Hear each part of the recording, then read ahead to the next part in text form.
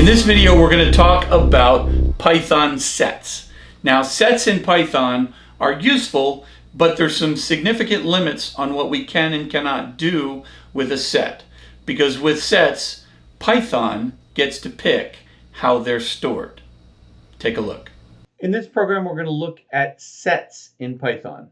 Sets use curly braces, and sets are a lot more limited in their use than lists and tuples, because sets are basically unordered collections and we are not allowed to index into them. And the reason is, when we just throw things into a set, we're telling Python, you go ahead and worry about these things. The most we're ever going to do is loop through them. So we don't care about the order they were put in. We don't care about the order they're in. We just need access to them at some point. It's just a collection we're going to use. Now, there are places where people use sets, but they're just not as useful as other data types, but it's something that you need to be familiar with. So we're going to say my set equals, and we use curly braces for sets, and we're just going to put a bunch of different things in here. 8, 4, banana. Let's use the Boolean value true and the character capital C. Why not? Okay, there's a set. Now, I'm going to show you that we don't control the order by printing this set out. Okay, so I'm just going to say for X in my set, and let's just print X. Okay, and then I'm going to print, let's just go with a line times 25, because I want to show you something later. So let's just print this set out. Now, we put them in the order 8, 4, banana, true, C. Okay, so let's save this.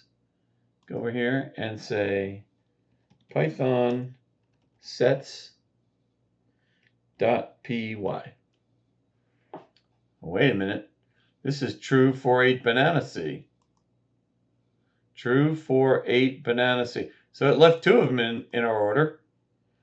All right, but it certainly did not maintain our order. So what I want to do is, what if I call it again in the same program?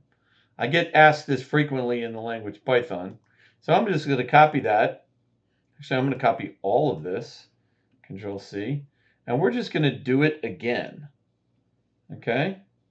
And then what I'm going to do is I'm going to just print the variable. I'm just going to say, show me everything in my set. Right? Because I'm showing you up here that I could loop through it and pick off each value. But what if I just print the variable?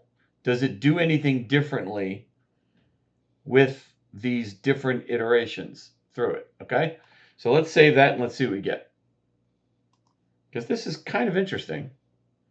Let's do a clear. Here we go. All right, true for C8 banana, true for C8 banana, true for C8 banana. So for each execution, apparently what happens is it picks the order it wants to store them on the stack, and it keeps that order. They're stored on the stack. That's the way it wants them. That's the way you're getting them. But watch what happens if I clear this and run it again. Now remember, this run was true for C8 banana. True for 8 banana C. See, it changed it. Okay, now let's do it again. True for 8 banana C.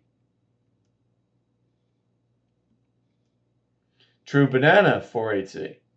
So you can see that when I rerun the program, that application execution has its own little stack temporarily, and the order could be different every time I run it. But once it's on that stack, it stays the same. Okay? So as a programmer, I need to be aware of what the language, the interpreter, the compile, what it's doing with what I'm providing it. So I gave it an order, and because it's a set, I was also saying, and I don't care if you keep them in this order, so it did not. It stored them in the way it felt most efficient. And every time I write in the program, it may want to do it differently. But that is up to Python if it's in a set. So there you have it.